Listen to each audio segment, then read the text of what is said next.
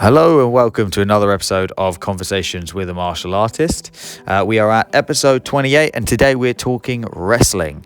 My guest is Lyubo Kumbarov. He is a experienced wrestler and an incredibly experienced wrestler at that, I should say.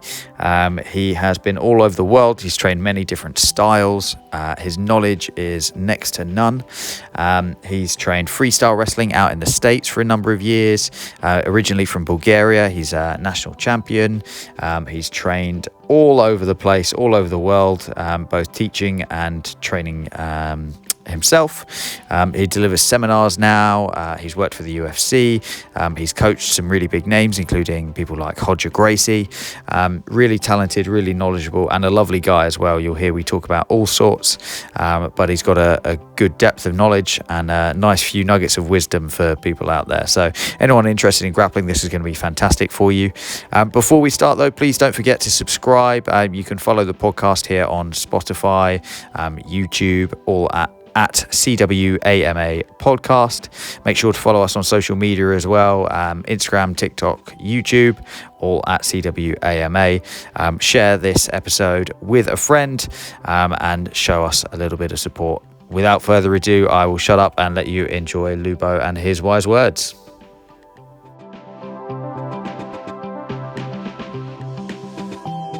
Lyubo, thank you very much for sitting down with me. I really appreciate that. No worries, man. Thanks for taking the time.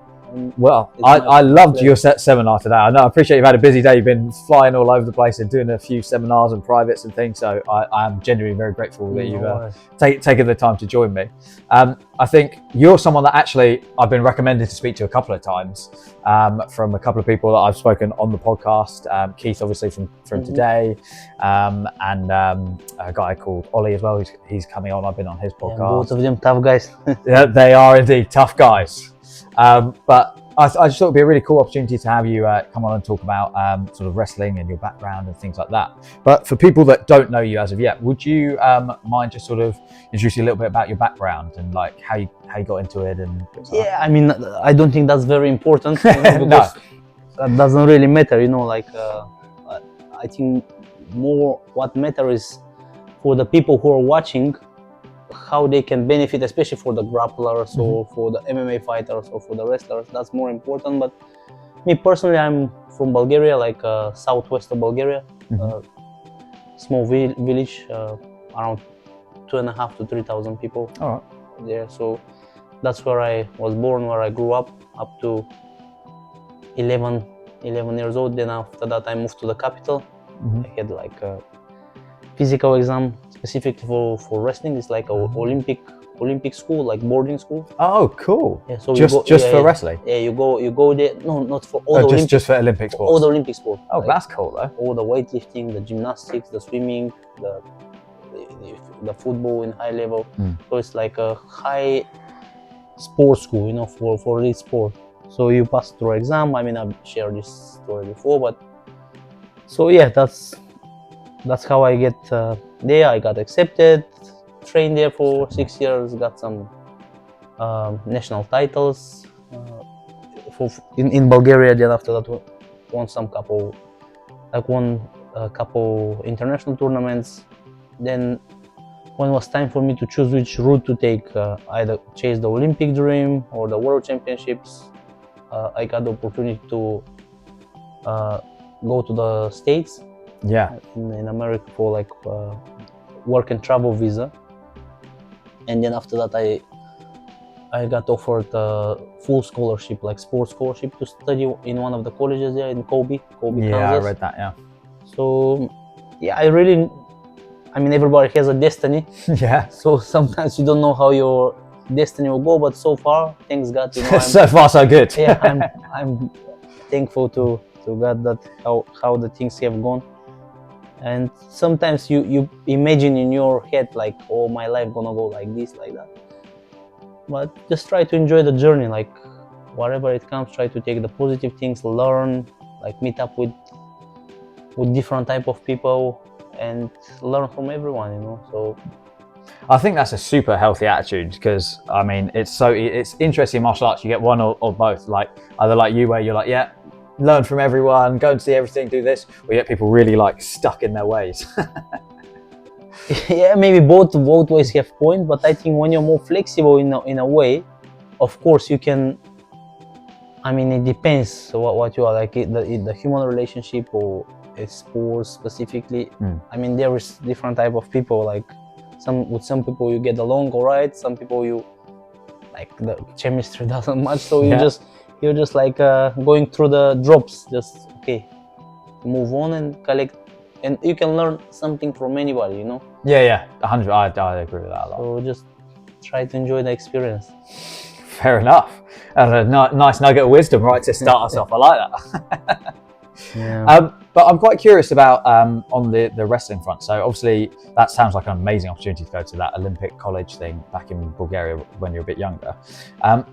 What's it like in terms of, is there much of a wrestling culture, like wrestling specifically in Bulgaria? Because I know a lot of other Eastern Europe. Specifically back in the day, it was like a huge, nowadays I think in all parts of the world, everything becomes more globalized, like almost the same. Yeah. There is few exceptions here and there, but if you've got access to this creature, the phone, or computer or internet, I think all of us, maybe in the next, I don't know, God knows, maybe 10, 15, 20 years, we're gonna be all on the same, like same copy paste, track. Me and you're gonna be like twins, even though you're from the UK or I'm from Bulgaria.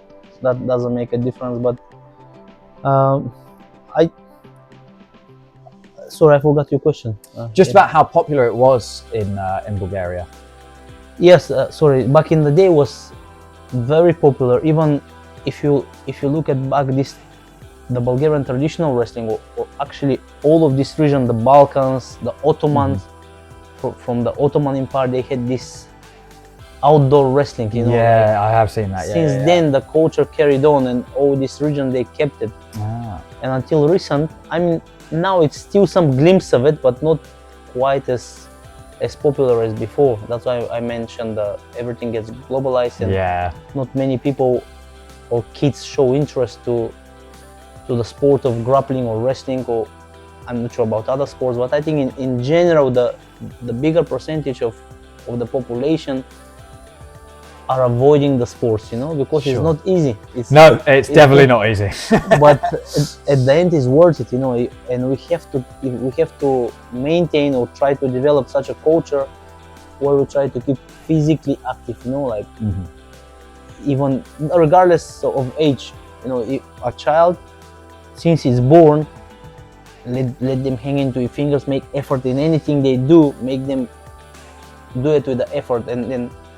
Or for us, regardless how old you are, or for older generations, try to keep some form of activity. I think so far from my experience, I have learned that you have to be active, physically active. Otherwise, if you're not, man, you get into different conditions, you know, nowadays. Especially here on the West. So common. Before, I was not alert what this means, like depression or some like feelings, this, that, like. But now you understand what that means. Sometimes you experience yourself. I think, wow, that's interesting. But when you spend a lot of time indoors, let's say, because for example, I'm just giving the example from my experience, like in the States or here in the UK.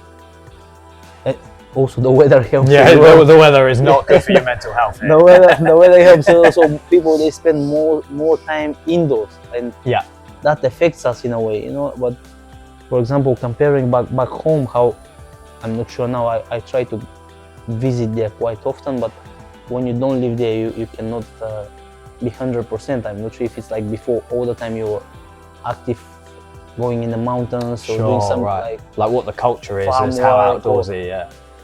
I think maybe now it's a bit different, but still, because the weather there or some parts of the world allows it, you can keep more outdoors or active.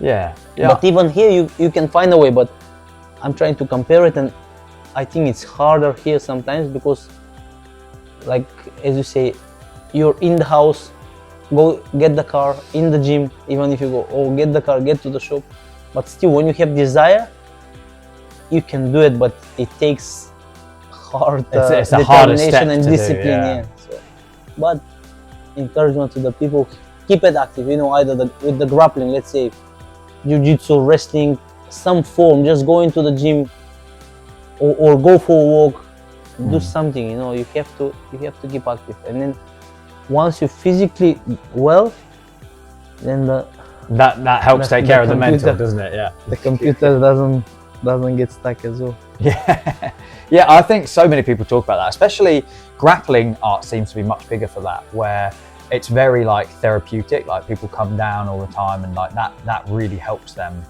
Yes, of course, because for example, the grappling or the jiu-jitsu, the wrestling, or any form of combat, that's like a massage. Like, is it massage or physiotherapy? Yeah. On steroids, you know. Yeah. You get smashed, tortured. It depends on Falls the level. apart. Yeah, sometimes after you ache, but something within you, like the devils are kicked out. Yeah, that's it. Yeah. So I think that's why people, even though they get sometimes bruised, hurt, bleeding, sweat, tears, or injured, they keep coming back because of this feeling, you know, of this effect.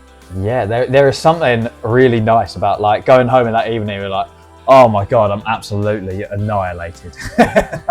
It's good feeling, I think, and it's not only is good feeling, but it's necessary. Like the human nature, you have to take your anger sometimes, or is it anger or that bad energy, or I don't know. Yeah, I get what you mean. Like you have to take it out, you know. And once it's out, for example, sometimes I try to monitor myself, and if there is like maybe 2, 3 days, 4 days a week, or sometimes you maybe travel or you don't get to train or strangle somebody.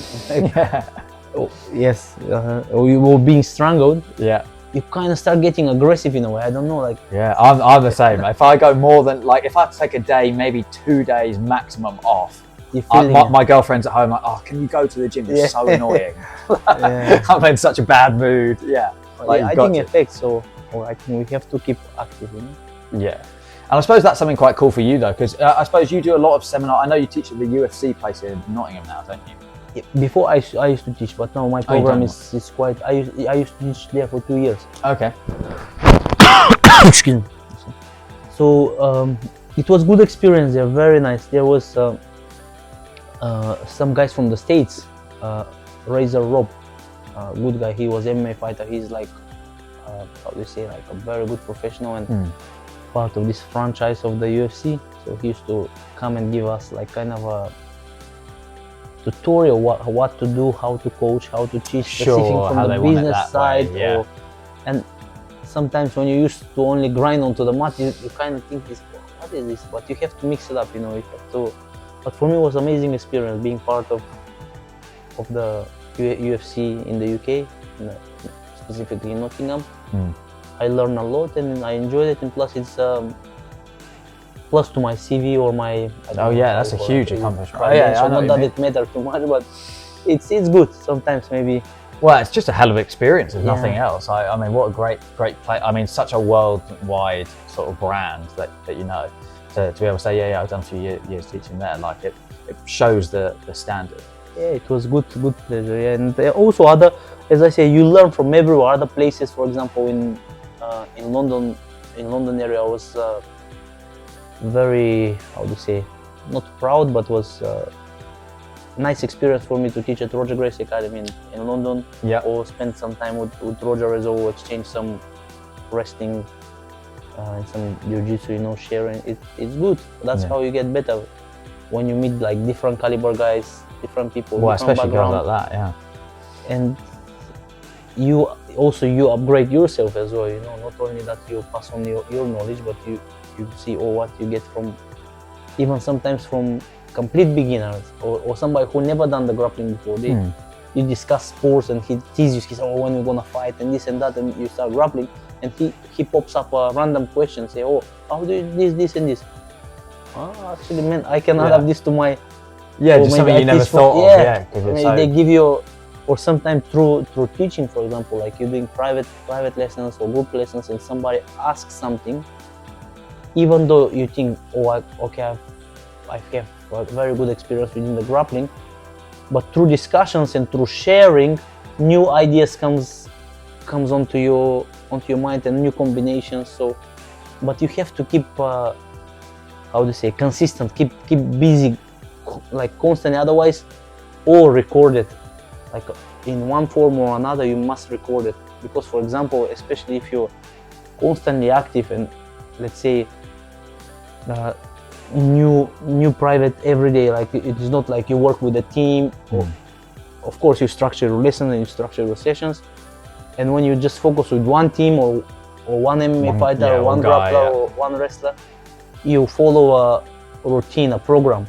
But when random people change with different how do you say, different skill set, you know, and then today you teach one thing, tomorrow different, you're all over the place, and some inspiration come to your head, that's amazing and very effective, very useful.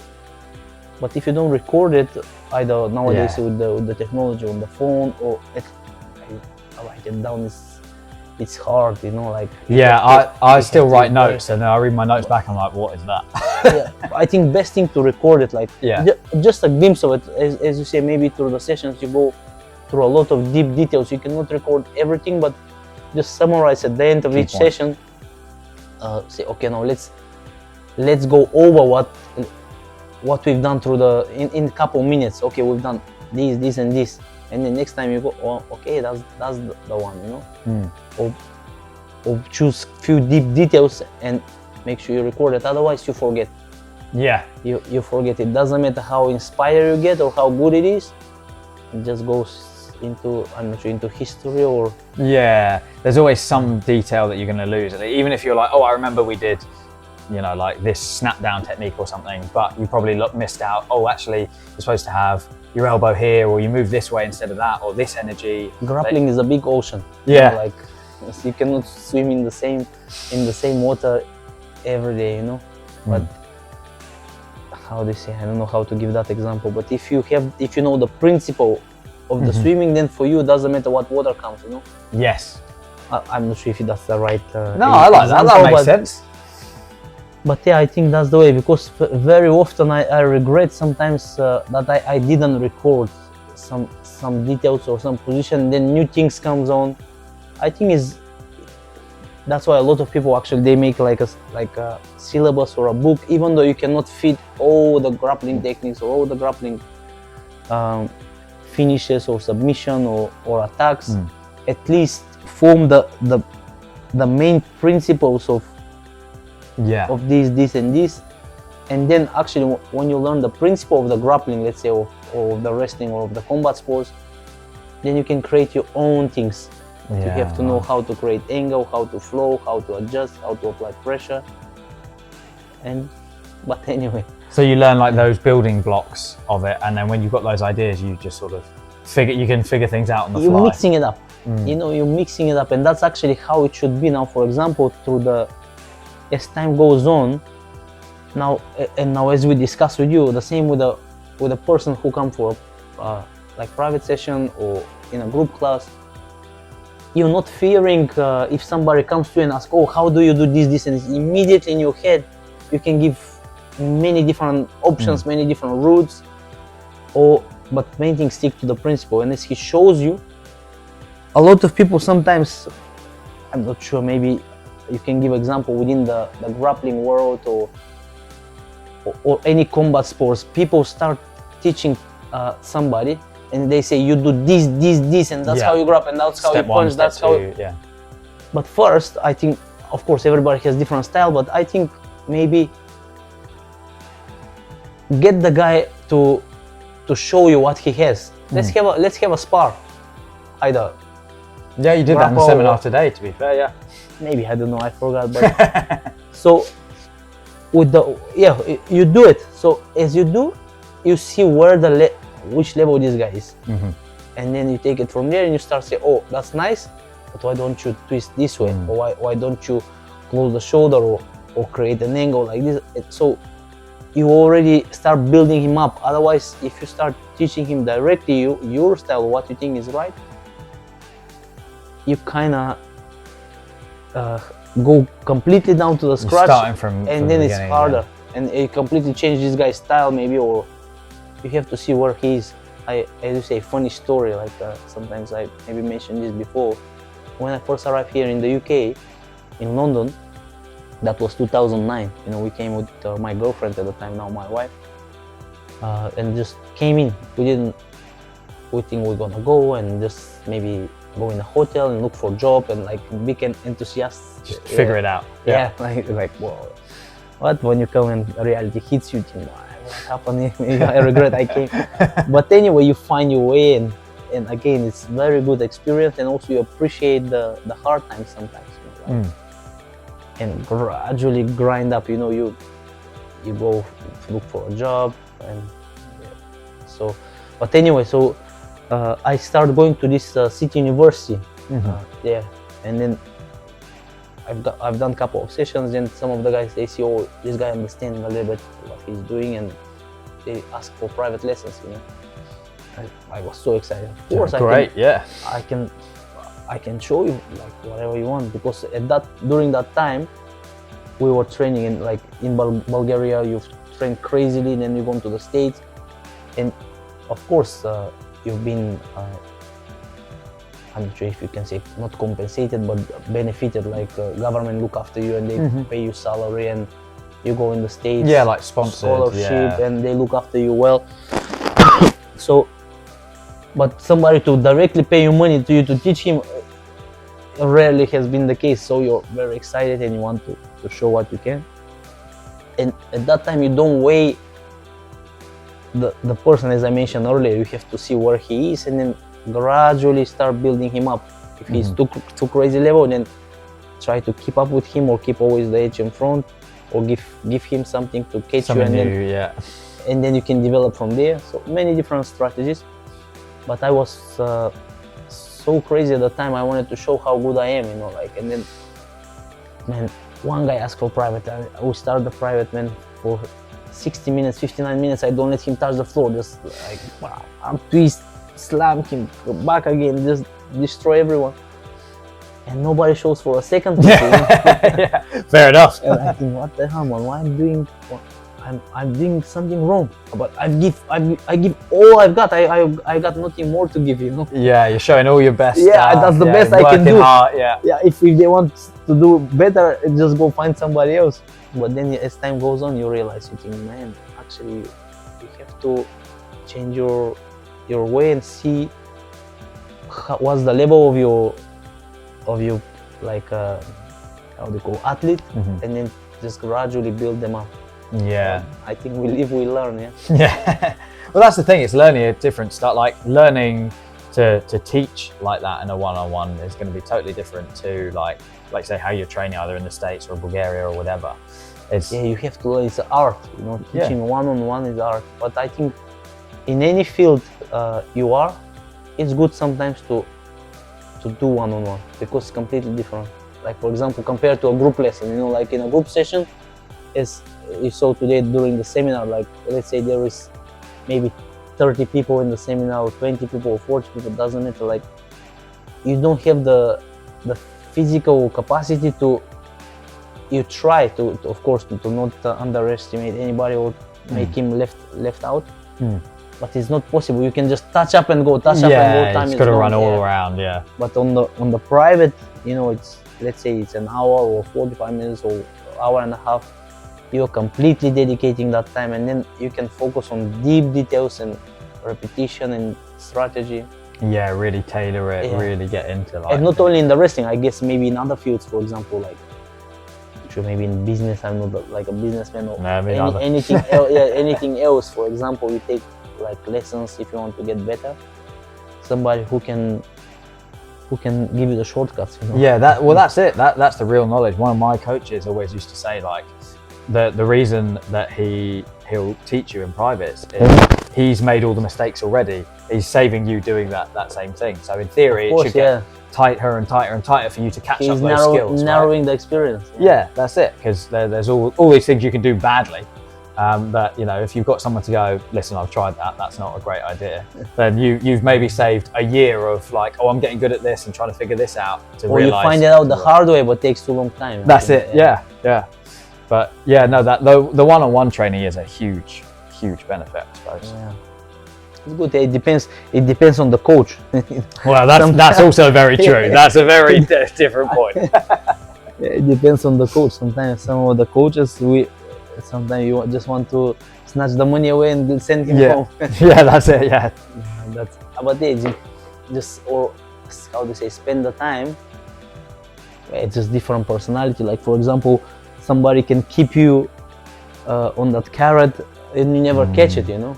Yeah. But if somebody wants to, and I hope, you know, in any field, people find what they're looking for. But yeah, so it depends on the situation, because sometimes can be as a strategy. Some people think, oh man, why should I show, it doesn't matter, this guy or other guy, everything, you know. I'll show him a bit at a time, so I keep him for longer. Yeah. He gets interested in that, and then I'll show you a bit more, and then a bit more the next time. Or maybe that's the right approach, but it depends what's your intention, you know. Yeah. That's sometimes there's a good reason to do that. Sometimes there's a not so good reason. Exactly. So it depends what's your intention. So if sometimes better to spend time in drill and so on and so on, but sometimes intention is like prolong the. According to me, maybe don't hold back. Don't hold back. Give. And yeah, sometimes I've been asked, man, why you show everything? You know, like, for example, it doesn't matter who they say, oh, they're gonna steal your breath, you know, like now. Because also sometimes during the journey, you see people like, they try to learn a few things, and then after that I mean, maybe I'm not sure, I shouldn't share too much on these things. But doesn't matter, that's life, you know. Sometimes our ego, for example, sometimes takes over to all of us. I mean, I'm not saying to myself I'm angel or something. Sometimes I've been asshole as well, you know, like don't give enough respect what it should be given, for example, to teachers or coaches or parents or I think sometimes we neglect, especially when we are in bad situation in anything, we sometimes beg somebody to support or help or this, or as soon as you get better, we forgot that's human nature. Yeah, that's and it. I think sometimes that's the same within the sport, you know. But I think give everything, regardless what the intention of the opposite side, because it's intention from both sides. Yeah, of course. For example, you as a coach or as a teacher or as a friend, we've got like your intention. Okay, I really want to be helpful, or maybe I have different agenda. So, and from other side, like you both got to have it. Yeah. I really want to learn, and of course you spend the money and so on. So, but what's your intention? Like, and of course life moves on, but whatever you pass through, I think you have to. I'm not sure if you should give respect, but give appreciation to the people that you've learned from that or are passed helping through. out. You know, I think for all of us, like I'm really grateful to all my teachers, to all my coaches. At that time, sometimes especially back home, or I think anywhere, maybe in the UK, same. I think, especially when you're as a teenager or at uni or at school, I think we think, oh, these people owe us, you know, like we're entitled to. Sometimes we're disrespectful to our, let's say, professors or but as time goes on, when you reflect, you think, man, actually I should have not disrespect my coach or but when you're younger, I probably shouldn't have said that. maybe so better I think you ask different questions, because we are going a little bit not at all, maybe to a spicy subject, you know. Maybe some people be like, well, what the hell is that? But to be honest with you, I mean, I'm no one to judge, or also I feel not very bad to stay in front of you and speak on a podcast, you know, like I don't think I have the knowledge, or I mean specifically for wrestling, but I don't feel entitled to give advice about these things. So life advice. I Yeah, don't know. It's coming across very wise, to be fair. Yeah, it sounds good advice, to be fair. Maybe I don't know. I hope you follow, maybe. But it's like a, how do you call this? Yeah, right, like riding a wave with it. Yeah. Okay, fair enough. Well, back on the wrestling then. Yeah. So one thing I did want to ask you about, because obviously that wrestling sort of encompasses quite a few different styles. Like people say wrestling, that's very, very sort of generic as a term now, because obviously you have all the different styles like Greco-Roman, freestyle, catch wrestling, things like that. Mhm. Do you have Folk like style as well in the States. Yeah. perfect? Yeah. So do you have like a preference for style? Do you go like I'm just grappling? How do you sort of see yourself in terms of wrestling? Look, in terms of like, for example, in terms of grappling, of wrestling, of fighting, you shouldn't have preference. I mean, of course, yeah, but you have to be ready. Maybe you have preference, but you have to be ready For at all any of it. conditions. Yeah. So, and it depends on the rule set. For example, let's say I really struggle when I was in the States, not linking my hands around the opponent, how do you say, chest or waist. Okay. You must have at least an arm in Oh, to be able to apply a gut wrench. I didn't know. Oh, for gut wrench. I didn't know that as well. So I got DQ on a couple competitions. Oh no. You do once, warning, twice, warning, 3 times. Yeah. They maybe kick you out. It depends on the referee. But anyway, so I really struggle actually, because that's a very, especially for the freestyle wrestlers, that's a golden key, a gut wrench. You can destroy the opponent just as soon as you link the hands. You can finish the match. But when they chop your hands off in a way, now you think, what I'm gonna do now?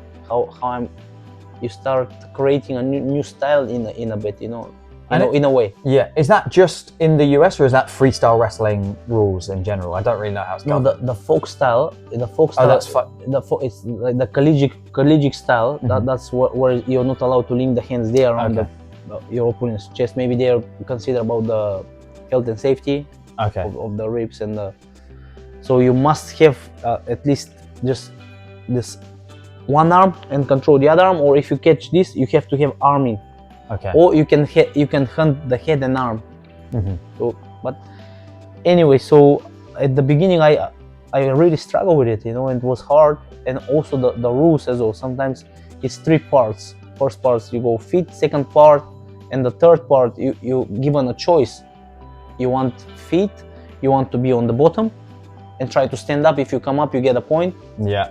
Or you want to be on top and control the opponent for riding time and so on. So that's why a lot of the American wrestlers, their strength and conditioning, they're crazy. So important. They're unbelievable, like, and maybe that's because of their style. I mean, some other parts of the world as well, yes, you do it, but compared to the States, at least through my own experience, rarely I have seen somebody like the American wrestlers. Really? They're dynamic, and I mean, technically, for example, I'll be honest, not as advanced as, let's say, like other parts of the world, like the Eastern Europe or Asia.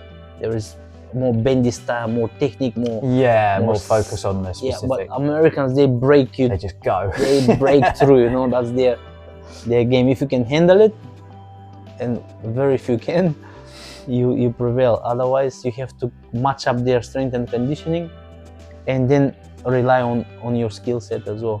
Yeah, because I've heard you hear like so many stories about like these American wrestling rooms and things like that. It's obviously not a big thing over here, but I've always been curious. So what is it like training in the States? Is it as intense as people say? So how you hear these stories in the wrestling room? There is a saying, what happens in the wrestling room stays in the wrestling room. That's true. Well, someone's leaking it. Yeah, maybe someone like me, I don't know. So when I went to the States in 2005 and I started training in Colby, actually, I've spent some time in New York City as well. There is one of the best American like wrestling clubs, New York Athletic Club. A lot of different international wrestlers go, American wrestlers train there. So during the summers I used to train there, and during the school time, the uni time, I was going back to Colby.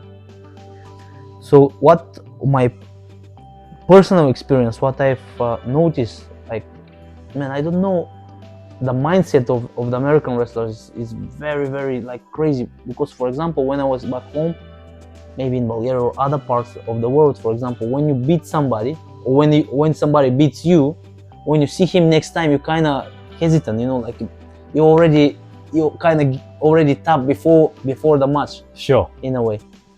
But what I witnessed in Colby, in Kansas, and then through my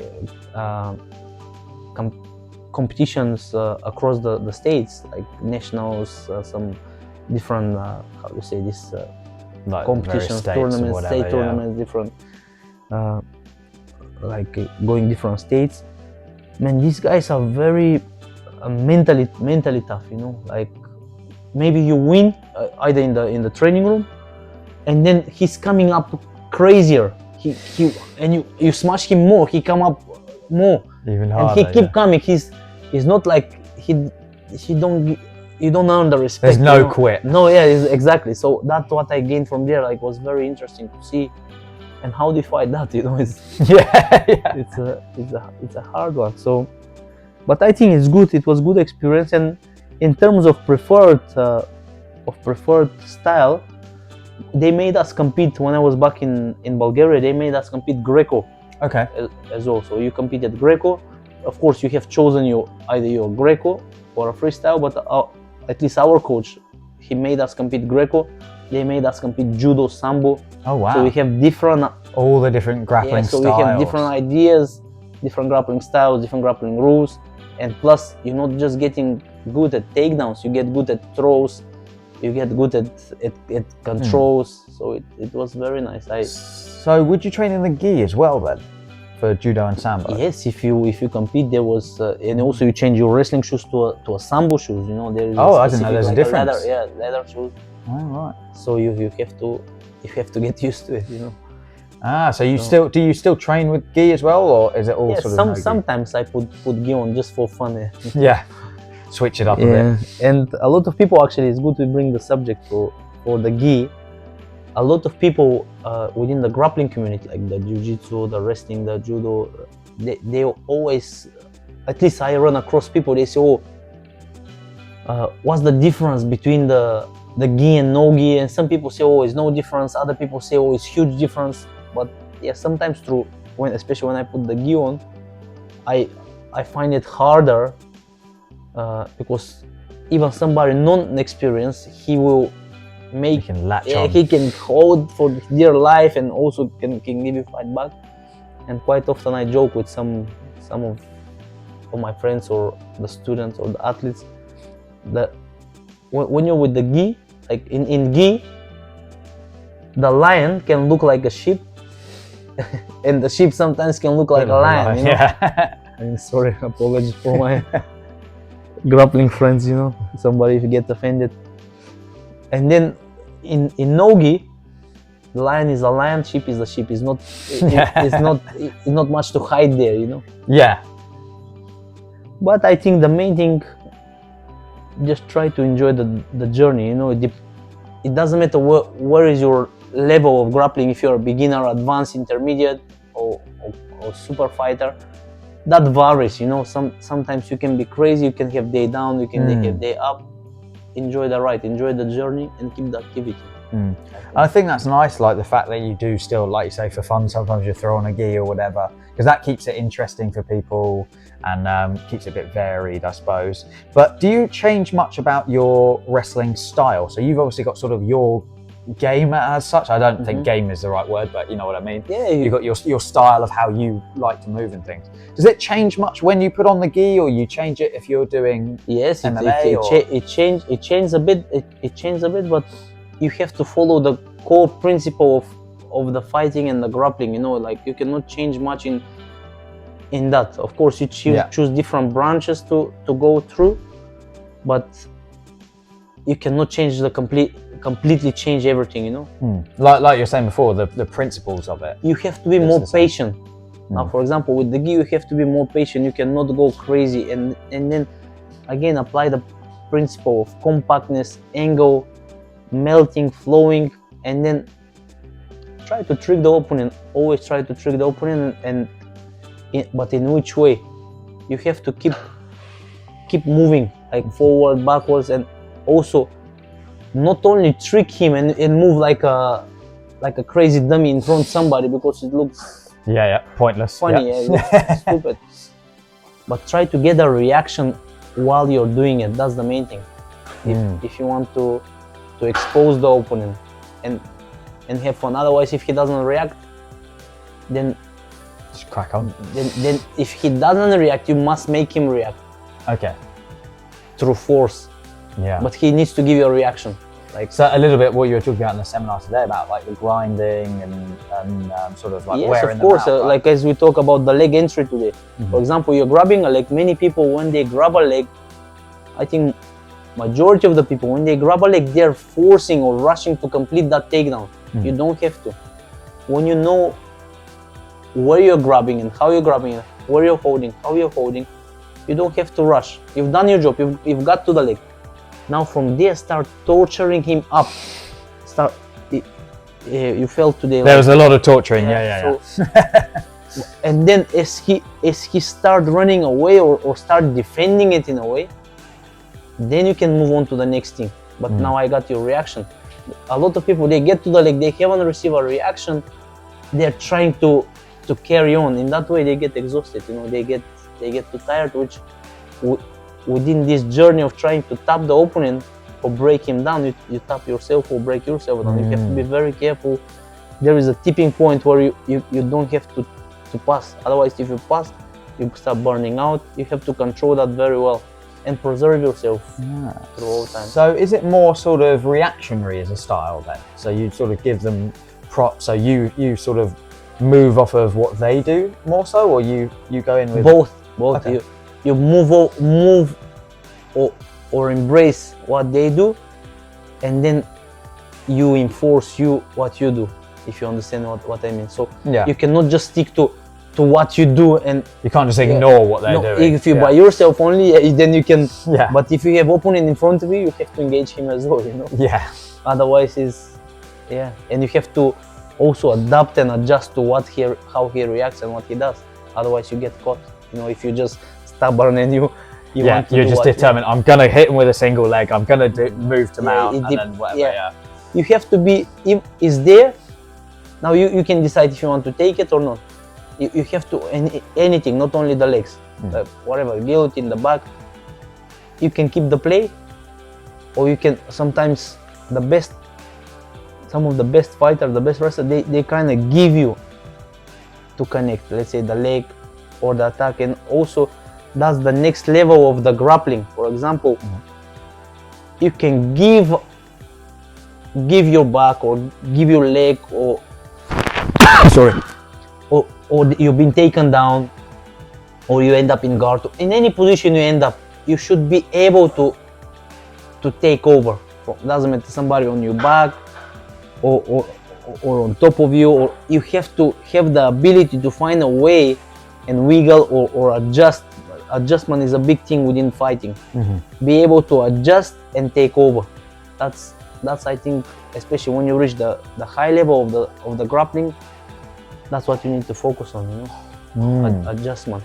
Regardless of if you are applying the attack and you're about to finish somebody, that's the point where you don't physically yet. You can, but now I have to force it. Don't. Sometimes if you have to, you have to. It depends on what's at stake. Maybe you're competing in a high competition, and of course you. Yeah. If 5 seconds left on the clock.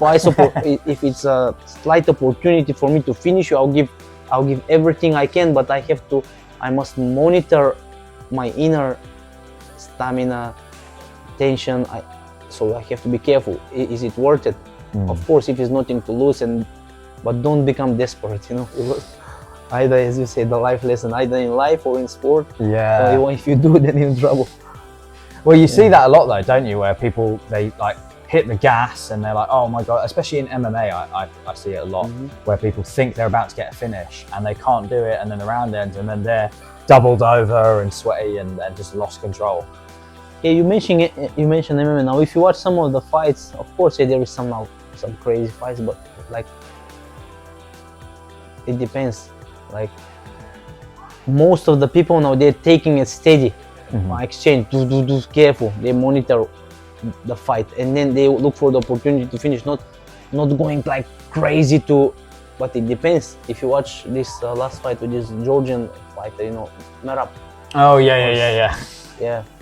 So did you see what he done to him in terms of the wrestling, of the grappling? Yeah. He just sliced through him, and that shows you the level of, So another guy, his stand-up is amazing. He's holding the belt. He's superior.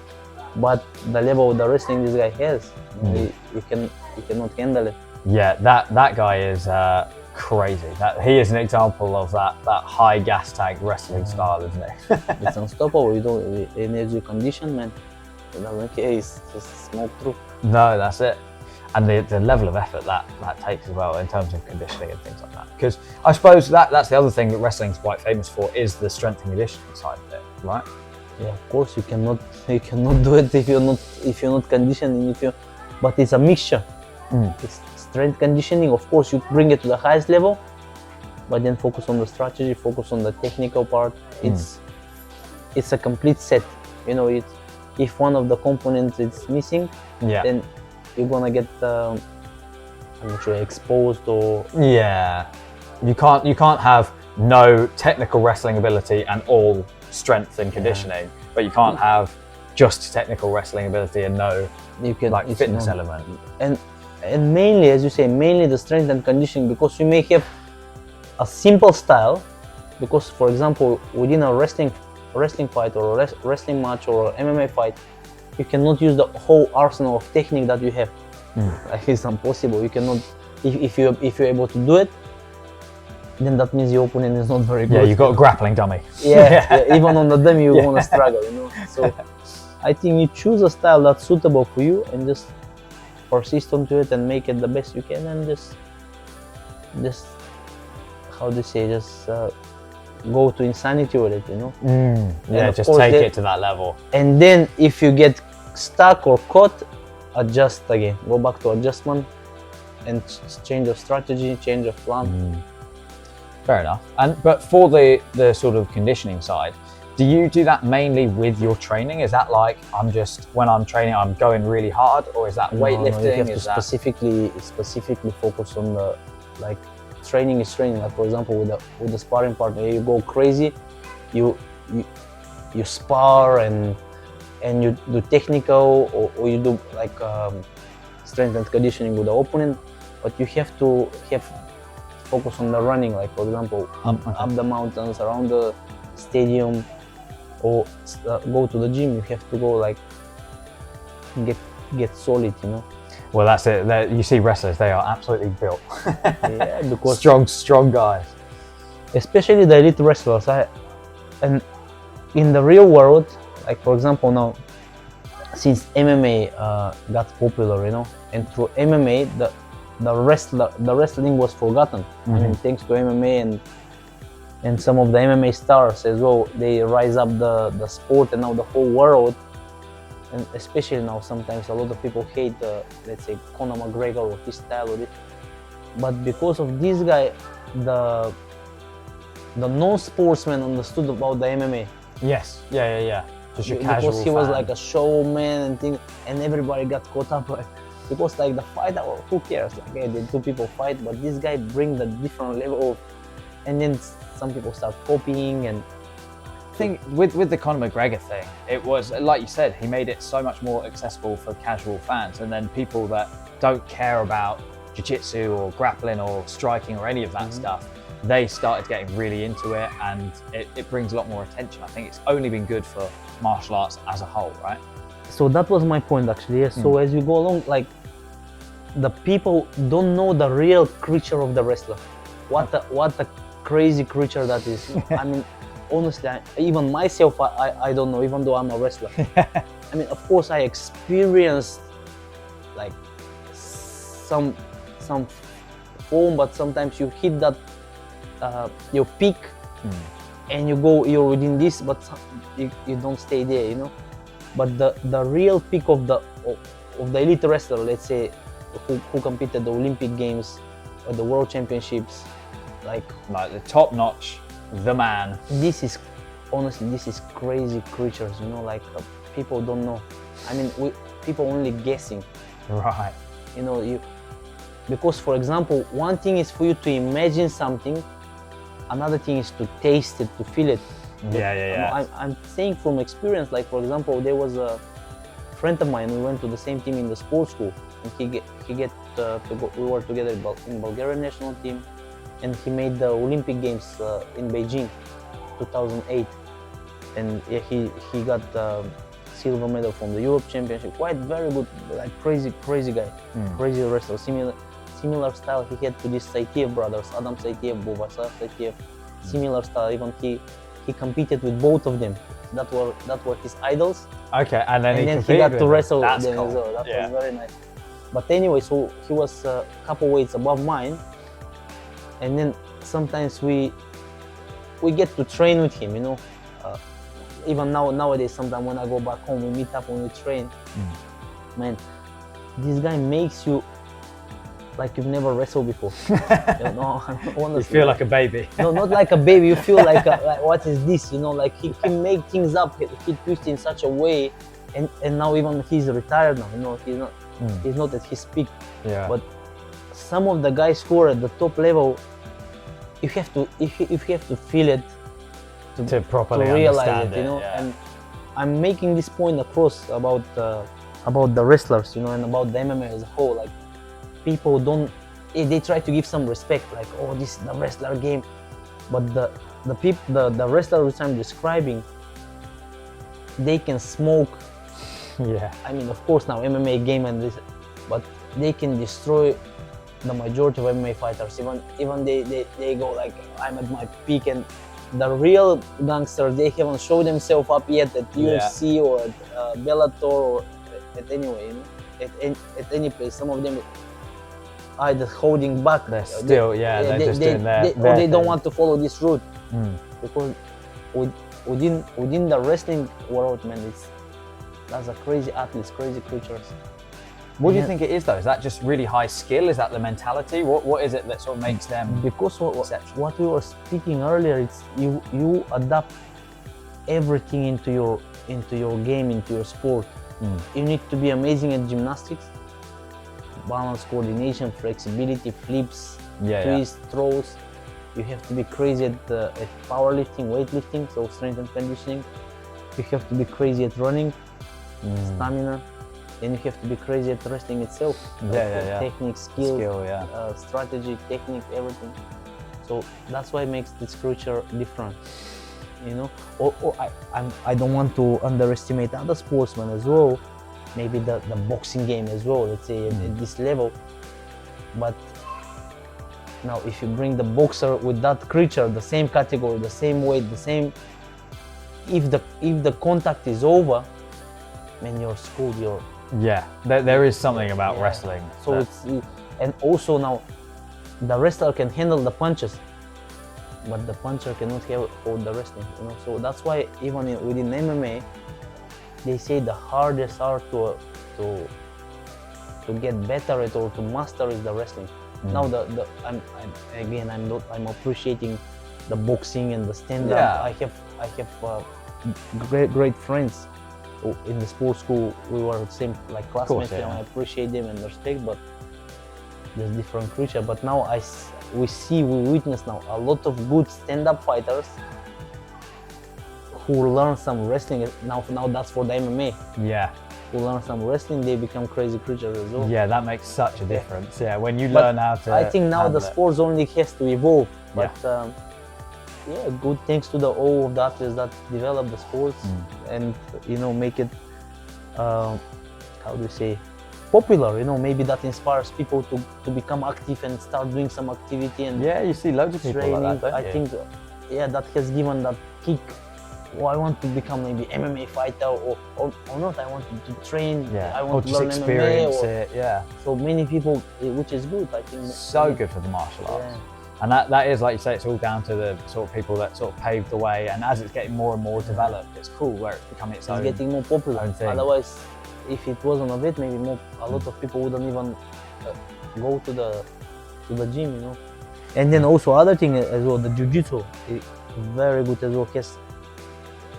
Has engaged many people from all ages. That's the different creatures, and big respect to the jiu-jitsu world because now, for example, MMA, not the whole family can do, or not everyone wants to get punched in the face. No, or the wrestling or other sports, they're individual.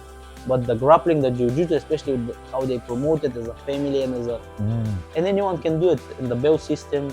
and everything. Yeah, it's super accessible for like normal people. It's amazing. Yeah. Really good fun as well. Like you immediately see the benefit. And obviously you've had some great training with that. Because obviously for anyone that doesn't know, you were Roger Gracie's wrestling coach as well, I think, for part of his MMA career, right? And I'm assuming getting to learn from Roger Gracie's got to be. It was good exchange, you know. It's good exchange actually. At the time, I didn't give enough respect to the jiu-jitsu. I mean, and also the jiu-jitsu, I don't think they give enough respect to the wrestling. Yeah. Let's say 10-15 years ago. Yeah. But sure, now we come to the mutual agreement. Yeah. Like, okay, let's just exchange, and for me it was amazing experience. But still, I have a little bit within me, a little bit this superiority. Not superiority, but this tease up to the jiu-jitsu community a little bit, like which one is better. Yeah. But I quite often how do you say, not argue, but put the, how do you say, across. I think jiu-jitsu has more benefits from the wrestling than the wrestling has From benefits. jiu-jitsu, Because yeah. of wrestling, we don't need it. You can either strangle somebody or choke, even though it's a lot of positions that are painful and if you have to tap, but you're not allowed to tap. Yeah. And maybe that's the other thing that makes the wrestlers crazier creatures, you know, in a way, because when you're not allowed, there's no way out. No, you Yeah. cannot. I mean, if the ref has mercy, maybe he can stop the fight or something, but You can't just tap out when you want. Or yeah. even if you do, who cares? Yeah. Like, only the pin counts. So, Yeah. so maybe that's because you're not allowed to give up. That's a that good point, that builds yeah. up the creature a bit crazier within, you know, because as you've been bullied or like tortured, or then you don't mind. But if you're finding easy way out to give up, then you're not conditioning yourself. You're right. Do you know what? I never thought about that, but you're right. That is like, it's like having a parachute all the time. You're like, oh no, I've got, everything's gone wrong. I'm being choked. Okay, now it's over. Like, you've always got that way out. But you're right, actually. Yeah, if you're just, you're immediately going to get reset and you start makes again. a big difference. I mean, I don't want to encourage the people to not tap. Yeah. Of course, if you get caught up, especially with the arm bars, he who chokes, like joints. And but try to delay it damage. Yeah. a bit. Hold on. If you're not with somebody crazy who try to just to rip it off, and try to fight it out a bit. You know, don't. As soon as you get caught up, of course, if you have to, yes, but give a bit of a. Hang out as long as you can. I'm not gonna let you have this, you know. Or try to adjust and try to find a way out, or just be compact, stay there. Don't give up. Yeah. In a way, maybe a lot of people gonna fall asleep, and many, Yeah. many injuries will occur after this. We're gonna get loads of complaints. But maybe a lot of crazy creature gonna come up. Yeah. We're gonna tough it up. All right. Well, thank you very much for your time. I know you've got a crazy long day. You've been seminars and privates all back to back. So I really appreciate your time, bud. Thank you. It was lovely to meet you today. And thank you so much. Awesome chat. And good luck with your podcast. And I hope, how do you say, through this, maybe, as you say, you speak with a lot of other professionals. You inspire, maybe, or we inspire. I hope so. Hopefully people the humanity, like it. maybe make a better world. Anyway, brother, thank you so much. Thank you. All the best. Thank you very much for listening. I really hope you guys enjoyed that. It was a fantastic conversation. Lyubo's a really, really talented, interesting guy. If you are interested, please check out the description. There'll be links to everything that you need for Lyubo. Make sure to give him a follow and support him. If you're interested, he teaches and does seminars, so you can hit him up for that. All those details are in the description on whatever platform you're listening to. Please don't forget to support the podcast as well. Follow us on social media, YouTube, Spotify for new episodes, Instagram, TikTok, YouTube for the shorts, and make sure to follow to keep up to date with all our latest episodes. Until the next time, see you there.